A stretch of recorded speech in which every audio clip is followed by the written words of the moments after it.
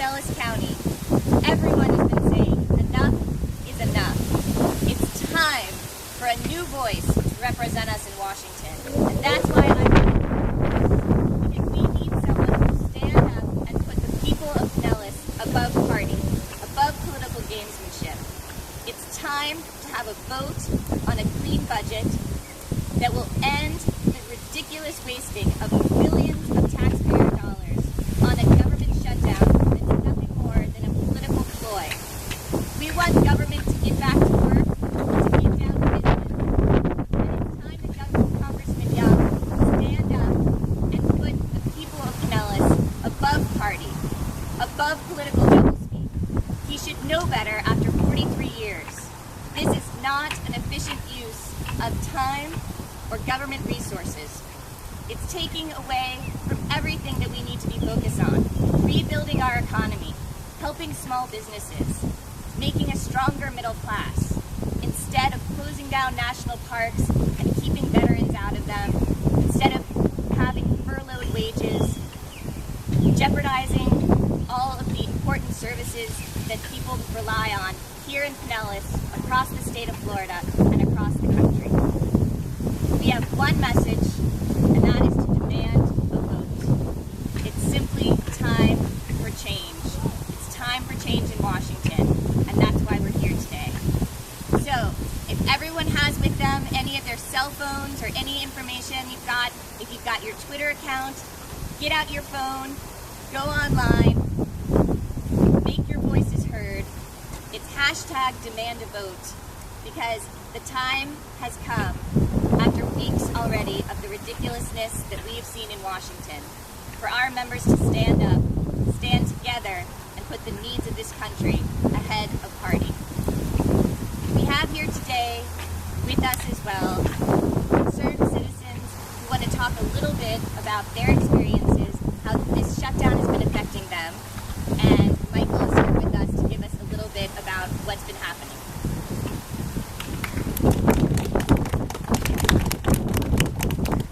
Michael Long, and I'm here to talk about what this fight is about what Congressman Young is doing to people across this country in his fight.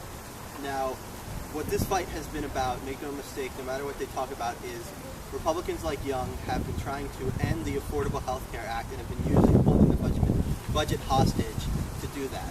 Congressman Young has been talking out of both sides of his mouth, trying to please everyone, but the truth is, when it's come time for action, Congressman Young has not stood up. He has said in the past that he would support a green budget resolution, but then hours later voted against it, and multiple times voted for these poison pill bills to defund Obamacare, or defund the Affordable Care Act that causes government shutdown.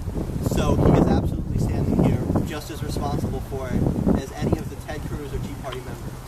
And this is what this fight's about. It's about the Affordable Care Act. Now, I am someone who, from the Affordable Care Act, is finally in 2 months going to be able to get health insurance.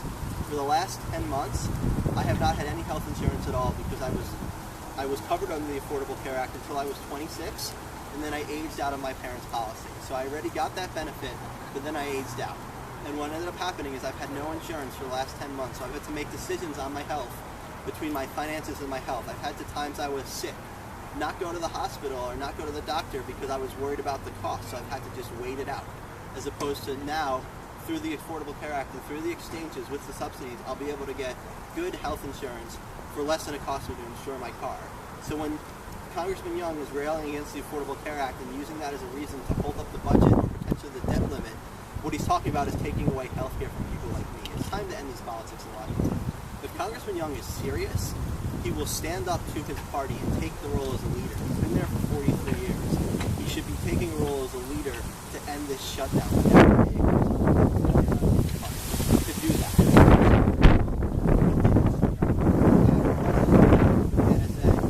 And instead of doing his job right now, making sure that we're keeping this country safe, protecting against terrorist threats, he's sitting at home, taking photos of his cat and posting them on Facebook because he's furloughed and doesn't have a job. We've seen that all across the country. It's not an efficient use of the government. It's not an efficient use of our time.